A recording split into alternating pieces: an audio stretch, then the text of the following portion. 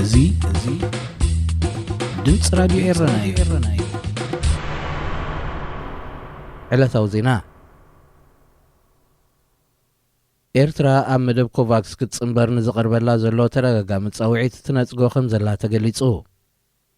ማእከል ምቁጽጻር ተላባዒ ሕማማት ኣፍሪቃ ናይሮቢ ካብ ዝርከብ ቤት ጽሕፈቱ ብዘመሓላለፎ መግለጺ ብሓያሎ ሃገራት ምዕራብን ለገሲ ኣህጉራውያን ትካላትን ንኣፍሪቃ ዝተለገሰ ክታበት ጸረ ኮሮና ቫይረስ ኤርትራ ተረባሒት ክትከውን መታን ኣብ መደብ ኮቫክስ ክትሕቆፍ ዝቐርበላ ጻውዒት ሕጂ እውን ከም ዝነጸገቶ ኣፍሊጡ። እቲ ትካል ኣብ መግለጺኡ ኣብዚ መደብ ተጠርኒፈን ዘለዋ 55 ሃገራት ኣፍሪቃ እቲ ክታበት በብቑሩብ ይባጽሕን እኳ እንተሎ ኤርትራ ግና ኣብቲ መደብ ክትጥርነፍ ፍቓድ የብላን ኢሉ። 1.3 ቢልዮን ብዝሒ ህዝቢ ካብ ዘለዋ ኣህጉር ኣፍሪቃ እቲ 200 ጥራዩ ክታበት ጸረና ኮሮና ቫይረስ ክረክብ ክኢሉ ዘሎ። ነዚ ብመደብ ኮቫክስ ዝርከብ ሓገዝ ገለ ሃገራት ኣፍሪቃ ንሓካይም ሰራሕተኛታት ትካላት ጥዕና ኣረጋውያንን ሕዱር ሕማም ንዘለዎምን ኣብ ምኽታብ የውዕሉ ኣለዋ። ካብ ማእከል ምቁጽጻር ተላባዒ ሕማማት ኣፍሪቃ ጆን ከንጋሶንግ ኤርትራ ኣብ መደብ ኮቫክስ ንኽትሕቆፍ ዝግበር ዘሎ ጻዕሪ ክቕጽል ምዃኑ ብምግላጽ ናብ መንግስቲ ኤርትራ ዝቐርብ ምሕጽንታ ብሕጂ እውን ክልኣኽ ምዃኑ ፍሊጡ። ንሃገራት ኣፍሪቃ ዝተለገሰ ዝክታበት ብመደብ ኮቫክስ ኣብ መንጎ ዝተጠርነፈ ሃገራት ንዝግበር ምምቕራሕ ዝዓበየ ክፋሉ ብመገዲ ሕብረት ኣፍሪቃን ውድብ ጥዕና ዓለምን እዩ ዝካየድ ዘሎ። ፕሮግራም ምግቢ ዓለም ኣብ ኢትዮጵያ ከባቢታት ደሴን ኮምቦልቻን ከካይዶ ዝጽንሐ ምዕዳል ምግቢ ረድኤት ደው ከም ዘበሎ ገሊጹ።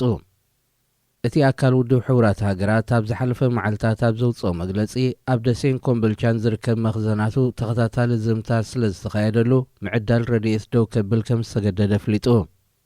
ብፍላይ ኣብ ገለ ከባቢታት ብረት ብዝዓጠቑ ሓይልታት ዝተኻየደ ዝምታ ንሰራሕተኛታቱ ኣብ ሓደጋ ከም ዘውደቑም ኣፍሊጡ። ወሃብ ቃል ውድብ ሕቡራት ሃገራት ስቴፋን ዱጃሪክ ብረቡዕ ኣብ ዝሃቦ መግለጺ ኣባላት ሓይልታት ትግራይን ብጉጅለታት ዝተጠርነፉ ነበርቲ ከባቢን እዮም ነቲ ዝምታ ፈጺሞሞ ክብል ከሲሱ። ዝሓለፈ ሶኒ ሰራዊት ፈደራላዊ መንግስቲ ኢትዮጵያ ንከተማታት ደሴን ኮምቦልቻን ኣብ ትሕቲ ቁፅጽሩ ከም ዘእተወን ገሊጹ እዩ። ወሃብ ቃል ውድብ ሕቡራት ሃገራት ብተወሳኺ ኣብ ልዕሊ ትካላት ሰብኣዊ ረድኤት ዝፍጸም ዝምታ ብዝኾነ ወገን ይካየድ ኣበስኡ ነቶም ብዋሕዲ መግቢ ዝሳቐይ ዘለዉ ህፃናትን ኣዴታትን ብምባል እቲ ዝምታን ክትራን ደው ክብል ኣብ ልዕሊ ሰራሕተኛታት ረድኤት ዝወረድ ምፍርራህ ከኣ ከቋረጽ ተማሕጺኑ።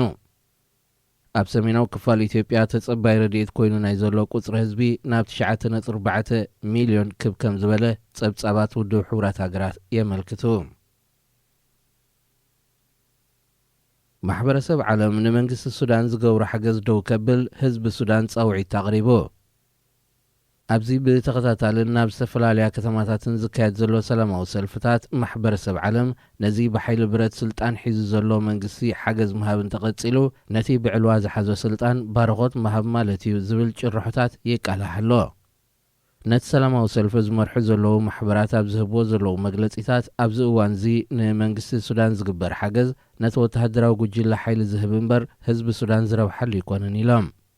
እዚ ስልጣን ሒዙ ዘሎ ወተሃደራዊ ጉጅለ ዕልዋ ኣብ ዘካየደሉ እዋን ባንኪ ዓለም $650 ሚልዮን ሃብቲ ሱዳን ምስ ኣደስከሎ ሕቡራት መንግስታት ኣሜሪካውን ዝለገሰቶ ናይ $700 ሚልዮን ደው ምስ ኣበለቶ ሚኒስተር ፋይናንስ ሱዳን እታ ሃገር ኣብ ከቢድ ቁጠባዊ ቅልውላው ወዲቓ ምህላዋ ገሊጹ እዩ። ሰበስልጣን ኣሜሪካ ኣብ ዝህብዎ ዘለዉ መግለጺታት እዚ ኣልቡርሃንን ሓምዶክን ክምስርትዎ ዝመያየጥሉ ዘለዉ መንግስቲ መዕለቢኡ ከይተፈልጠ ዝውሰድ ስጉምቲ ከም ዘየለ ተኾነ ግና ኣብ ልዕሊቶም መራሕቲ ጽቕጢ ንምፍጣር ነቲ ናይ $700 ሚልዮን ሓገዝ ክጥቀምሉ ከም ዝኽእሉ ኣመልኪቶም። ኣሜሪካ ነዚ ወተሃደራዊ መንግስቲ ደገፍ ክትገብር ምሕሳባ ጥራይ ኣዝዩ ዘጉህዩ ዝብሉ ወደብቲ ሰላማዊ ሰልፊ ህዝቢ ሱዳን ንፍትሕን ዲሞክራሲን ኢሉ ዘንቀሎ ህዝባዊ ኣብያ ብወተሃደራዊ ጉጅለ እናተጨውየ ስቕ ክትብል ፍትሓዊ ይኮነን ክብሉ መረሮኦም የስምዑ ኣለዉ። ክቡራት ሰማዕትና ዜና ኣብዚ ተፈጺሙሎ። ሬድዮ ኤረና ሬድዮ ኤረና ካብ ከተማ ፓሪስ ዝመሓላለፍ ብኤርትራውያን ጋዜጠኛታት ዝዳሎ ነፃ ሬድዮ እዩ።